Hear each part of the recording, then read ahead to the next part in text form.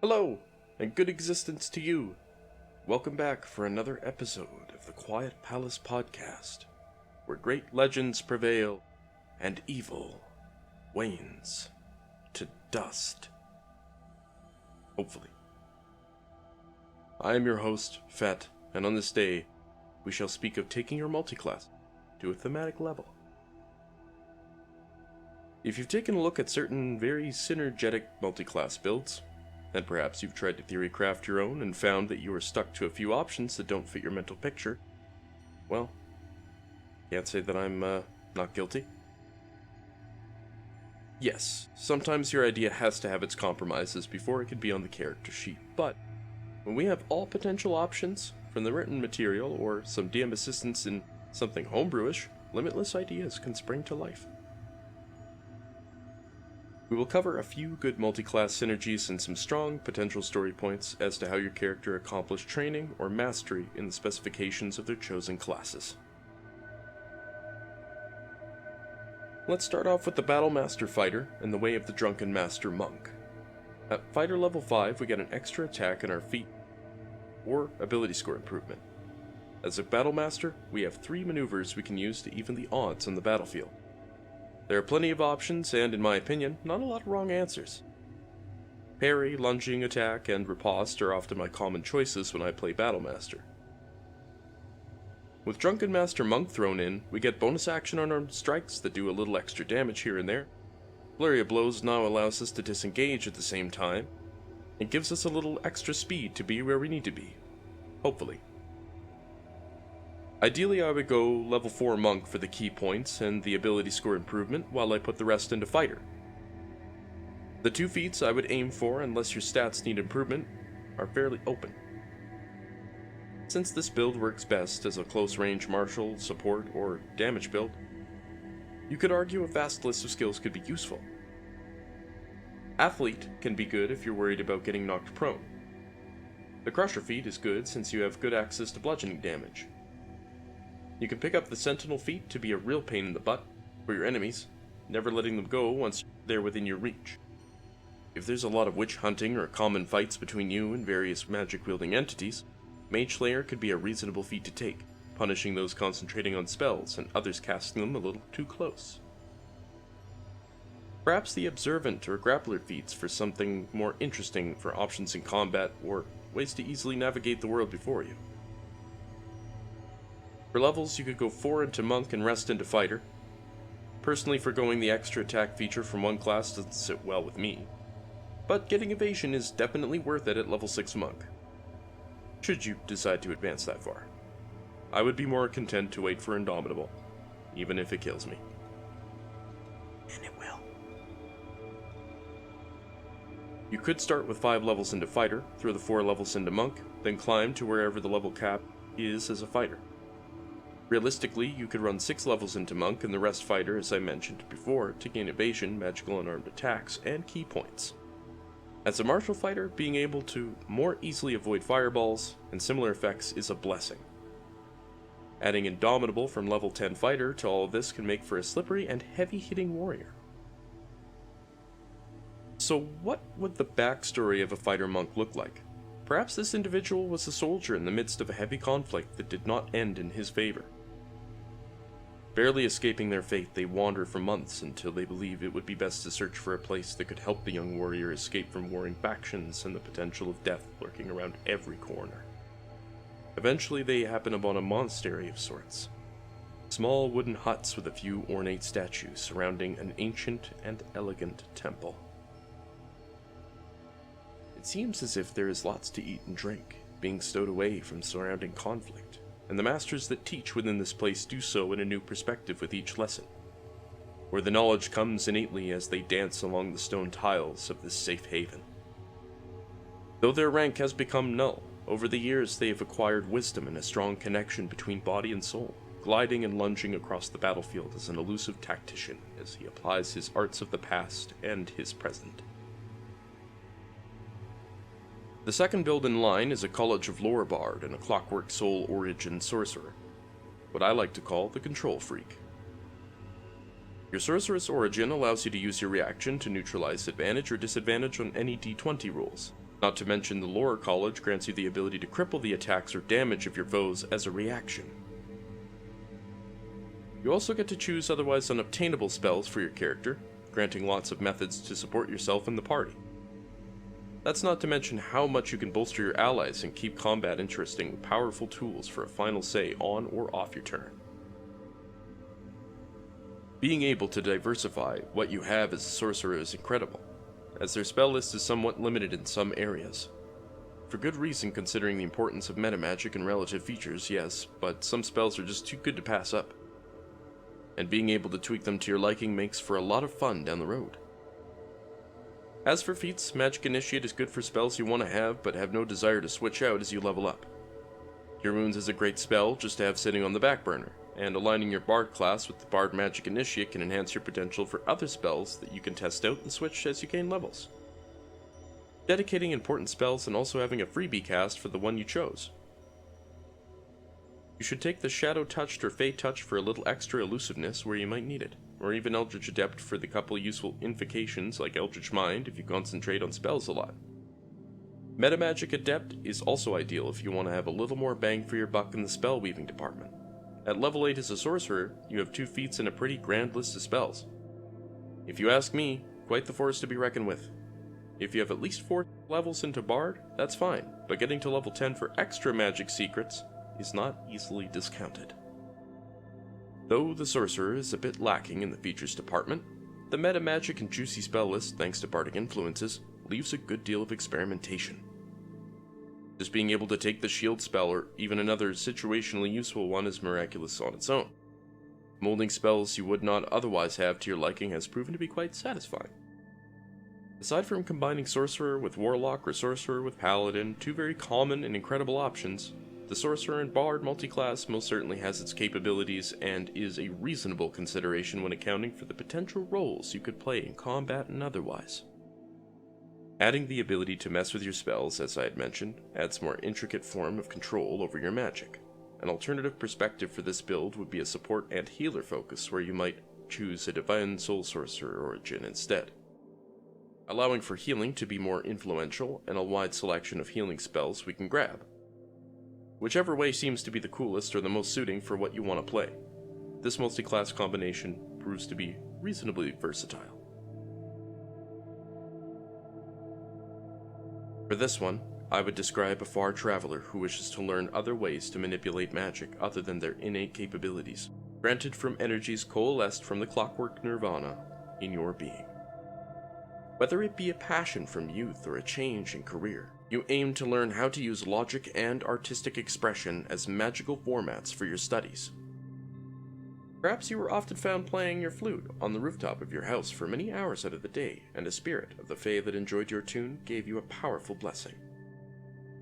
The urge to wander like those in a great Modron march share a life essence similar to yours, compelling you to see the many sights of the world.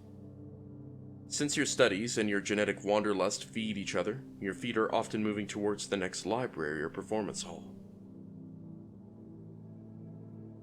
Our final multi-class example is an Artillerist Artificer and a Pact of the Genie Warlock, what I would coin as the Eldritch Acquisitor. As a Pact of the Genie Warlock, you get to add your proficiency bonus worth of damage to a successful attack roll once a turn. It's not a ton of damage, but pretty good at lower levels. Every bit of damage counts, and being able to hex on top of that makes for a good time as well. Artificer complements this with potential infusions you can use on top of your Eldritch invocations to enhance your magical capabilities, like Eldritch Mind, or Rebuke of the Talisman if you take the Talisman Pact boon at level 3 as a Warlock. The Mind Sharpener, or Replicate magical item infusions for the Artificer are decent starters, with a Repulsion Shield and Spell Refueling Ring giving you further protection and a little more magic to work with when you feel you need it.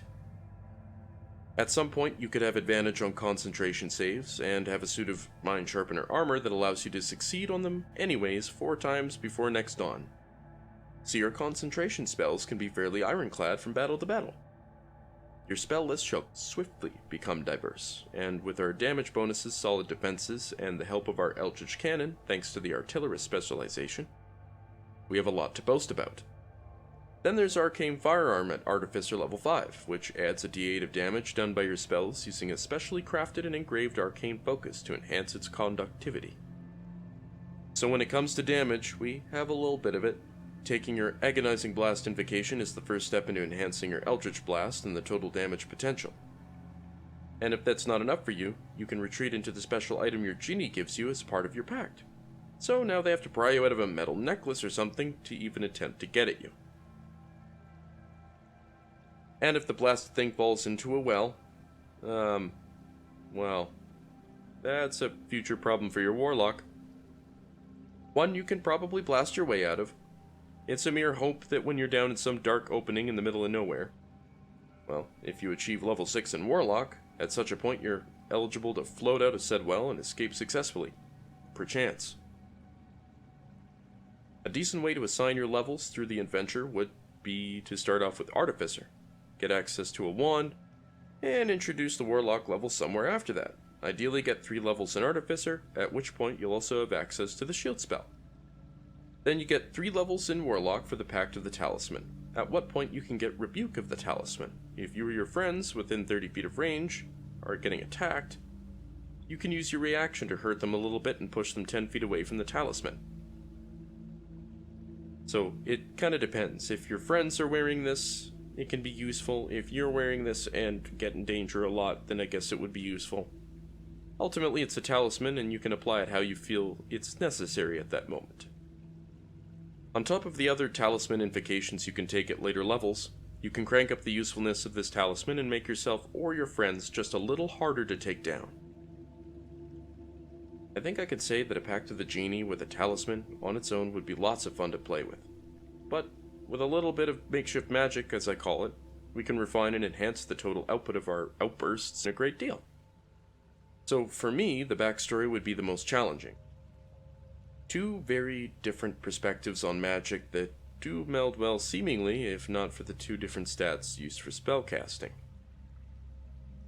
That alone can be a disadvantage, but if you have the stats to make up for it, it can be made to work, even if they're a little under par. I try to choose something now and again that isn't fully focused on synergy.